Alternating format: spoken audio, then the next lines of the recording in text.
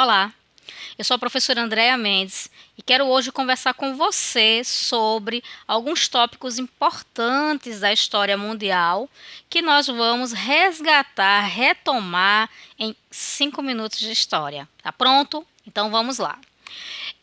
Durante o que nós chamamos de Idade Média Europeia, havia já uma série de civilizações e sociedades muito bem desenvolvidas, tanto no continente americano quanto no africano. E nessa videoaula de hoje nós vamos falar de uma forma geral sobre essas sociedades e vamos ainda destacar como a Idade Média ela termina e dá origem ao que nós chamamos de modernidade. Tá pronto para o desafio? Então vamos juntos. Em primeiro lugar, é importante pensar que o continente americano ele foi uma das últimas áreas a ser povoadas pelo Homo sapiens sapiens. Entretanto, nós podemos afirmar que ele também foi um continente que desenvolveu grandes civilizações nos últimos milênios. Os últimos séculos da nossa história provam isso.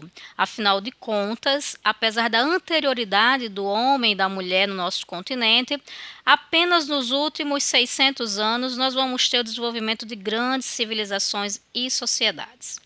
Entre elas teremos os maias, que se difundiram na região de Yucatán, na América Central, e se transformaram numa grande referência, tanto pela sua religiosidade politeísta e animista, como pelas suas construções grandiosas de pirâmides, templos religiosos e uma formação social única. Estes povos eles acabaram entrando em conflito, disputando recursos, e quando os conquistadores europeus aqui chegaram, eles já não estavam mais organizados. Porém, sobrevivem seus descendentes espalhados pela América Central. Segundo o povo do continente americano que se tornou uma civilização foram os astecas. Centraram a sua civilização onde hoje é o México e lá fundaram a sua capital Tenochtitlan. Como os maias, os astecas eram politeístas e animistas e também formaram uma grande civilização baseada principalmente na exploração e na submissão dos povos vizinhos, exigindo não só recursos, mas também vidas humanas para serem sacrificadas. Os astecas foram o primeiro povo conquistado pelos europeus e acabaram desorganizando-se a partir da conquista espanhola e ainda sobrevivem através também dos seus descendentes e de uma cultura riquíssima que foi legada para aquela região. Além deles, nós temos na América do Sul os Incas, criadores de um grande império às margens do Andes. Os Incas, eles eram governados por um rei, que era considerado um deus vivo, e por essa razão extremamente respeitado. Porém, os Incas, apesar de terem como centro religioso a sua cidade de Machu Picchu e centro político a cidade de Cusco, também foram invadidos pelos conquistadores espanhóis e o seu rei, Atahualpa, foi duramente torturado, morto, e essa civilização ela deixou o seu legado então nas construções, nos vestígios materiais e no povo que ainda habita a região que eles antes se expandiram.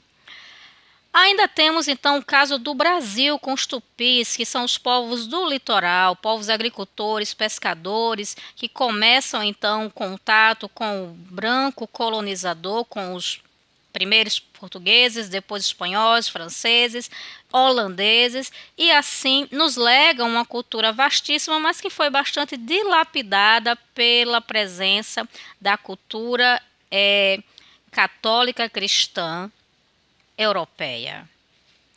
E a África? A África também tinha grandes civilizações na mesma época, principalmente entre o século XIII e o século XV.